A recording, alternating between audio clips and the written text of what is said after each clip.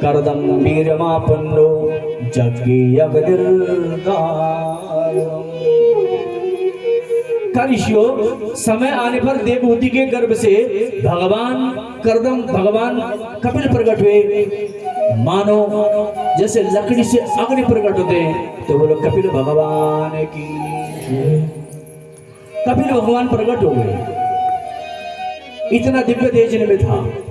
जब कपिल भगवान का अवतार हुआ तो करदम जी ने कहा कि देवी अब जाऊं, तो देवहूति ने कहा ठीक है अब जाओ।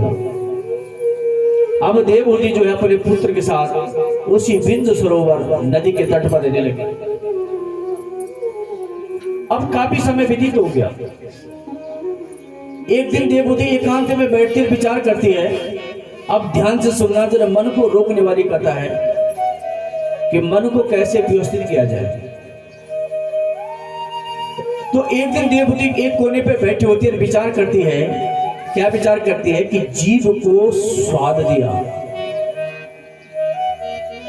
आंखों को रूप दिया, कानों को शब्द दिया, नाक को सुगंध दी, शरीर को शरीर सुख दिया, और कब से दिया?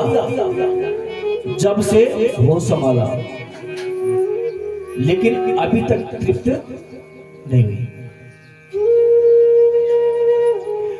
और विचार करती कि पति ने तो इनका सुख भी त्याग दिया, इसका भी त्याग दिया, इसका भी त्याग दिया, इसका भी त्याग दिया, शरीर का भी त्याग दिया। वो तो चल पड़े माला पकड़कर, और मैं उसी लालसा में अभी जी लूं। अपने आप को धिक्कारने लगी कि पति देव तो चले अपने उद्धार करने के लिए, और मैं यहां लटकी रह गई हूं। आज खिन्न होती है, आज इसको अपने आप को देखे गिलानी होती है। गिलानी कब होगी? जब अपने अवगुणों को देखोगे कि एक अवगुण के लिए मैं कितना झूठ बोलता हूं, एक सुख पाने के लिए मैं कितनों को झूठ बोलता हूं। तीसरी तरफ ऐसे विचार किया तो ध्यान है कि पति ने बोला था कि तेरे घर में भगवान प्रकट होंगे, और आज भगवान के पास दौड़ी दौड़ी गई मां, और आज बेटे को कहती है,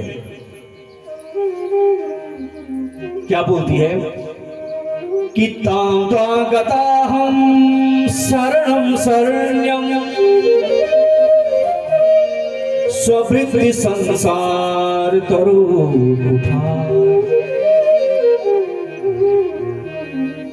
जिज्ञासयाहं प्रकृते पुरस्य नमामि सद्धर्म विदावरिष्ठ।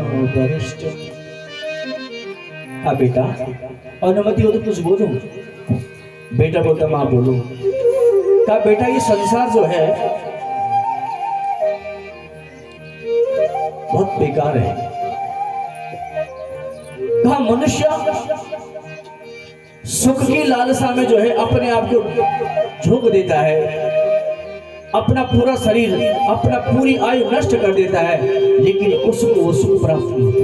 कहा बेटा आंखों ने रूप मांगा, ध्यान रखना, आंख क्या मांगती है? रूप। आप मुझे देख रहे हो, मैं आपको देख रहा हूं। आंखों ने रूप देखा और मन ने रूप को प्राप्त करने की इच्छा प्रकट की। आंखों ने रूप देखा, रूप को मन ने इच्छा प्रकट की, और बुद्धि मन का गुलाम बनी, और एक शब्द पैदा हुआ प्रेम। और जब आंखों के द्वारा रूप मन को मिला, बुद्धि मन का गुलाम बनी, प्रेम शब्द प्रकट हुआ, शरीर से शरीर की पूर्ति हुई, तो कुछ दिन के बाद फिर क्लेश पैदा हो गया। यानी मन का गुलाम बन गई बुद्धि, और फिर हम दूसरे व्यक्ति की प्रशंसा करते हैं, दूसरे व्यक्ति को अनुकूल चलते ताकि हमारे काबू में आ जाए। और जिस दिन वो व्यक्ति हमारे कब्जे में काबू में आ जाता है, और जब हमारी अपनी वासना पूर्ण हो जाती है, तो हम उसको 36 बातें बोलकर छोड़ भी देते। कई आंखों का काम है। कामा कानों ने शब्द सुना, और मन ने उस शब्द को दुआ सुनने की जगी और बार बार अच्छी बुरी चीजें सुनते रहते। कहा मां जीव ने स्वाद लिया बेटा, और स्वाद को प्राप्त करने के लिए मन ने इच्छा की और फिर बुद्ध ने तिगड़मबाजी करके उसको फिर ग्रहण किया। तो कहा थक गई हूं, अब मुझे बचा दे। इन पर कैसे विजय प्राप्त करूं? अब भगवान बोले कि मां कि योग आध्यात्मिकम पुंसा मतो निश्रेयसा सतम अत्यंतो पर्यत्रकम दुःखस्य सुखस्य च।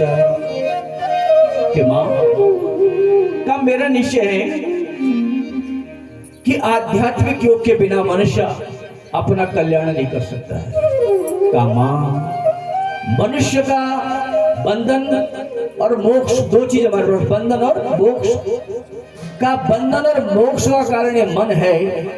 मन कहा जब गंदे लोग के साथ जाता है तो मन वैसी बन जाता है, और ये मन जब अच्छे लोग के साथ जाता है तो मन अच्छा भी बन जाता है। जैसे आजकल हम कथा सुन रहे तो आपका मन अच्छा बन गया, और वही जब आप फोन पर या किसी की गंदी बातें सुनते हो तो हमारा मन वहां पर वैसे ही बन जाता है। तो कहा मां पहले इस मन को अगर तुम्हें अच्छा बनाना तो अच्छे लोग के संग में जाओ जो अच्छी अच्छी बातें आपको कहे। और कहा जब धीरे धीरे आप इस रास्ते पर चलोगे तो ये मन आपका काबू हो जाएगा। तो कहा मां ये मन ही जो है बंधन और मोक्ष का कारण है। इस मन के कारण ही मनुष्य को दुर्गति को प्राप्त होता है। मन क्या है ध्यान रखना, हमारे पास 5 चीजें। कल मैंने शिव जी के 5 मुख बताए थे, पृथ्वी जल वायु आकाश अग्नि। अब हमें पहुंचना है आत्मा पे। कहां पहुंचना है? आत्मा। और अभी हम कहां पर है पता है आप लोगों को? अभी हम लोग हैं शरीर पर। अभी तो शरीर की, ये शरीर की बातें आंखों ने, जीभ ने, कान ने, केवल शरीर के सुख के लिए ये सारे हम इस्तेमाल कर रहे हैं। अभी हम शरीर पे हैं, शरीर से ऊपर है इंद्रियां, इंद्रियों से ऊपर है मन, मन से ऊपर है बुद्धि, और बुद्धि से ऊपर है आत्मा। तो सोचो अभी हम यहां पर चिपके हैं और हम यहां तक कब पहुंचेंगे? अभी तो केवल शरीर के बारे में है। तो शरीर, अभी हम इन इंद्रियों का इस्तेमाल केवल नीचे के लिए कर रहे हैं। लेकिन जब आपको ज्ञान हो जाए तो आप इसका इस्तेमाल केवल इतने के लिए करोगे। तो कहा मन, मन क्या है? इंद्रियों का ड्राइवर है मन, आंखों का, कानों का, जीभ का, शरीर का, नाक का। अभी मैंने कहा नाक ने सुगंध तो मन ने इच्छा प्रकट कर दी, आंखों ने रूप, रूप को प्रकट कर दी। तो अब हमें कैसे बचना है? हमने आंखों से बंद करके कुछ देर के लिए स्वयं के अंदर झांकना है, और इन आंखों को अच्छी अच्छी चीजें दिखानी है। तो जब आप आंखों को अच्छी चीजें सुनाओगे तो गंदा देखना उसका समाप्त हो जाएगा और आपका मन अच्छा बन जाएगा। उसी प्रकार इस कानों को हमने गंदी चीजें सुनानी नहीं है, अच्छी चीजें सुनाओ तो ये मन आपका अच्छा बन जाएगा। तो कहा जब हमने इंद्रियों पर कंट्रोल कर दिया, आंखों पर कर दिया, कानों पर कर दिया, नाक पर, जीभ पर, शरीर पर कंट्रोल कर दिया, तो हमारा मन जो है बिल्कुल आजाद हो गया। और जब हमारा मन शांत हो जाए तो यही मन फिर हमारा अंतर्मुखी हो जाता है, क्योंकि मन एक भी क्षण खाली नहीं रह सकता है। मन का काम है चिंतन करना। अब जब वो बाहर का चिंतन करना बंद कर देगा, जब आप बाहर देखना बंद कर दोगे, आंखें बंद कर दोगे कुछ देर के लिए, तो जब आपको दिखेगा ही नहीं तो ना तो काम वासना जागेगी और ना कुछ सुनने की जागेगी, क्योंकि आंखों का ही पूरा रोल है। तो कहा मां इस आंखों को कुछ देर बंद किया करो, और जब आंखों को बंद करोगे तो कहा इस मन को आप अंतर्मुखी जानो, और यही मन जो है आपका कल्याण करेगा। तो कहा बेटा ये मन बड़ा जटिल है, इसको काबू करना बहुत कठिन काम है। भगवान कहते कि मां कि करत करत अभ्यास ते जड़ मत होत सुजान, रसरी आवत जावत ते सिल पर पड़े निशान। का मत जटिल तो है, कठिन तो है, लेकिन का इसको अगर काबू करना चाहो तो रस्सी के द्वारा जब उस पत्थर पर छाप पड़ सकता है। देखो आप लोगों ने जब बारिश आती है तो बारिश की बूंदों से कई बार पत्थर पर भी छेद हो जाता है। यह जो धारा होता है पदेरे का, तो जब वो पानी नित्य निरंतर गिरता रहता है तो उस पत्थर पर भी वो पानी छेद कर देता है। तो कहा माँ, इस मन को अगर रोज मारोगे, अगर आज मन को मार दिया, कल मार दिया, परसों मार दिया, तो इसको जब रोज मारोगे तो ये मन आपका काबू हो जाएगा। इसीलिए इसको मारना सीखो। एक राजा के पास एक बकरी है और राजा जो है घोषणा करता है कि जो इस बकरी को भरपेट खिला देगा उसको मैं अपना राजपाट सौंप दूंगा। अब अनेकों लोग आ गए, ले गए फर्स्ट क्लास हरे भरे जंगल में, लेकिन राजा ने कहा कि मैं दोबारा घास दूंगा, अरे यदि बकरी घास खाएगी तो मैं उसको जेल डाल दूंगा। एक व्यक्ति आया, जंगल में ले गया, खूब घास खिलाया दिन भर। शाम को राजा के पास लेके आया कि राजन अब नहीं खाएगी, लेकिन बकरी को घास दिया, बकरी ने फिर खा दिया। दूसरा आया, वो उससे भयंकर जंगल में ले गया, उसने भी खूब घास खिलाई, राजा ने फिर घास दिया, उसने घास खा दी। एक एक करके कई लोग आ गए, लेकिन बकरी का पेट कोई नहीं भर पाए। अब एक व्यक्ति आया, उसने विचार किया कि इन्होंने तो खूब घास खिला दी लेकिन बकरी का पेट नहीं भरा। अब इसने क्या करा, हरे भरे जंगल में ले गया और बकरी ने जैसे ही घास खाना शुरू किया, बकरी के मुंह पर एक डंडा मार दिया। फिर बकरी ने घास खाना शुरू किया, फिर डंडा मार दिया। दिन भर खाना शुरू किया, दिन भर डंडा मारता रहा, दिन भर मारा। शाम को राजा के पास ले गया कि राजन इतना खिलाया कि अभी खाना ही नहीं खाएंगे। और राजा ने घास दिया, बकरी ने नहीं खाया, क्योंकि उसको डर था कि डंडा कब लगे। तो इसी प्रकार इस मन को रोज मारो और हर पल हर क्षण मारो। सुबह बिस्तर त्यागते समय बोलो, अरे छोड़, सो तो कब से रहूं, उठ। एक बार किसी व्यसन को छोड़ना छोड़। तो जब रोज मारोगे इस मन को तो ये मन आपका काबू हो जाएगा। तो कहा मां, मन को यदि काबू नहीं किया तो मनुष्य जीवन भर की आहार निंद्रा भय में तुनम जा सामान्य में तत्पशु भी धर्मो हि देशम अधिको विशेषो धर्मेण हीना पशु भी समा। खमा, ये मन काबू नहीं है तो मनुष्य धर्म भी करता है तो प्रशंसा के लिए करता है, दान भी देता है तो प्रशंसा के लिए देता है कि मुझे 4 लोग देखे, इससे बढ़कर दानी कोई नहीं। मंदिर भी जाता है तो दिखाव करता है कि मुझे लोग बोले कि बड़ा भक्त है। इंद्रियों का काम होता है, इंद्रियों के द्वारा जब तक हम इंद्रियों के गुलाम हैं, चाहे हम पूजा करें, चाहे पाठ करें, चाहे दान करें, हम केवल प्रशंसा पाने के लिए करते हैं। तो कहा मां, जब मनुष्य मन के अधीन होता है तो प्रशंसा के लिए सारे कर्म करता है, लेकिन जब आत्मज्ञानी होता है तो वो ऐसे उठता है कि किसी को पता नहीं चलता कब उठा, कब क्या करा, कब पूजा पाठ, कब क्या। तो कहा मन का गुलाम मनुष्य अगर है तो उस मनुष्य में उस पशु में कोई अंतर नहीं है। कहा मनुष्य भी भोजन करता है और पशु भी भोजन करता है, पशु भी बच्चे पैदा करता है, मनुष्य भी बच्चे पैदा करता है। कामा, ईश्वर ने मनुष्य को और पशु में कितना अंतर है, लेकिन मनुष्य पशु के जैसे बन गया। का बेटा कैसे बना? कामा, अगर एक गौ ने घास खाने तो घास ही खाएगी, मांस नहीं खाएगी। एक कुत्ते ने अगर मांस खाना तो मांस ही खाएगा, घास नहीं खाएगा। लेकिन मनुष्य ऐसे जानवर है कि सब कुछ खाने को तैयार हो गया। कामा, मनुष्य ही एक ऐसा है कि जो सब कुछ खाने को तैयार है। जबकि पशु की भी अपनी मर्यादा है, पशु भी वही ग्रहण करते हैं कि जो उनके लिए नियुक्त किया गया है, लेकिन मनुष्य ही एक भयंकर पशु है, इसलिए मनुष्य को 2 पांव वाला पशु बताया गया है। मां एक गौ अगर 24 घंटा बैठी है तो वो ना मंत्र बोल सकती है, ना पूजा ना पाठ। एक कुत्ता, एक बैल, एक गाय, लेकिन मनुष्य दिन भर अगर फालतू बैठा है तो वो उस पशु से अलग नहीं है। इसीलिए कहा पशु में उसमें कोई अंतर ही नहीं है। कहा मनुष्य अपनी सारी जीवन, सारी उम्र को ऐसे ही तो खाता है, बुढ़ापे तक उसको कल आती है और जीवन भर दूसरों के लिए, अपने लिए जीता रहता है, संतान के लिए जीता रहता है।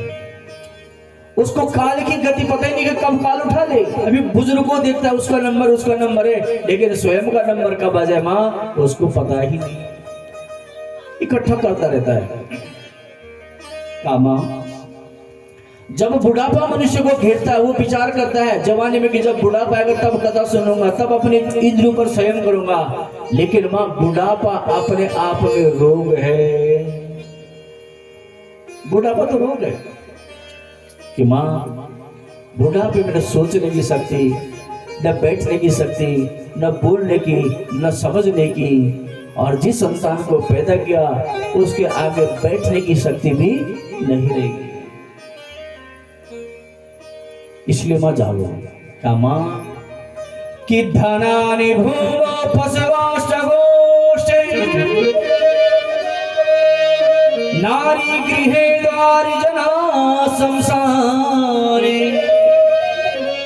देहश्चितायां परलोक मार्गे धर्मानुगो गच्छति जीवेका। का मां मनुष्य जो है जीवन भर संतान के लिए जीता है, फिर नाती पोते के लिए जीता है, और वही संतान, वही नाते पोते उसको बोलते कि बुढ़िया, अरे बुढ़े फालतू मत बोल, तुम्हारे जमाने गए, तुम्हें समझ ही नहीं, तुम्हें अकल ही नहीं है, तेरी बुद्धि में भूसा भर गया। और वो एक कोने पर बुजुर्ग होता है, न उससे कोई बात करना चाहता है, न उससे कोई सुनना चाहता है, न उससे कोई बोलना चाहता है। तो कहा उसके बावजूद भी वो मनुष्य जो है अपनी संतान की मंगल कामना करता है, स्वयं नहीं खाता, उनके लिए रखता है। और एक समय का मां ऐसा आता है जब उसी बुजुर्ग की सांस अवरुद्ध हो जाती है, शरीर गर गर करने लगता है, कमर झुक जाती है, डंडा पकड़ के चलने लगता है, लेकिन तब भी उसको कल नहीं आती कि अभी नाम जप लूं। उसके बावजूद भी विचार करता है कैसे मेरे परिवार ठीक रहेगा, और वही संतान एक कोने पर उसको कुत्ते की तरह भोजन दे देते हैं और वहीं पर ग्रहण करता रहता है। का मां कोई नहीं मरना चाहता, मृत्यु का बहुत भयंकर चीज है। मृत्यु यानी शून्य पे जाना, सारे संसार को समाप्त करना, वो भी जीना चाहता है। थोड़ा सा रोग लगता है, थोड़ा कष्ट होता है, और उसी के परिवार वाले बोलते कि अब इसको उठा ले। वही परिवार वाले बोलते कि इसका दुख नहीं देखा जा रहा है, उसका दुख नहीं, कष्ट नहीं सहा जा रहा है, कहते उठा ले। का मां और धीरे धीरे उसका शरीर रगड़ होता है, पाचन शक्ति छीन, बार बार खाता है, पछता नहीं है, फिर खाता है, पछता नहीं है। और वही संतान बोलती कि बुढ़िया जब पछता नहीं है तो खाती क्यों है, जबकि उसको पता नहीं कि बुजुर्ग में बालक की तरह माता पिता की बुद्धि हो जाए, जैसे छोटे बच्चे की होती है। कहा यदि उसको पता चल जाए कि इस प्रकार की बुद्धि हो जाती है तो वो बालक के समान उन माता पिता की सेवा करे, लेकिन वो फटकारता है, बच्चों की तरह हरकतें करती है, डांटता है, लेकिन वो बुजुर्ग तब भी रोता है, एक कोने पर बैठता है। और जिनको अपनी गोद में अपना खून मिलाया है का उन्हीं से मांगने में बार बार डरता, कांपता, बोलूं कि न बोलूं, वहां से क्या जवाब आए। अपने जीवन भर की आयु को देखता है कि इतने साल परमात्मा ने मुझे दे, मैंने किया क्या?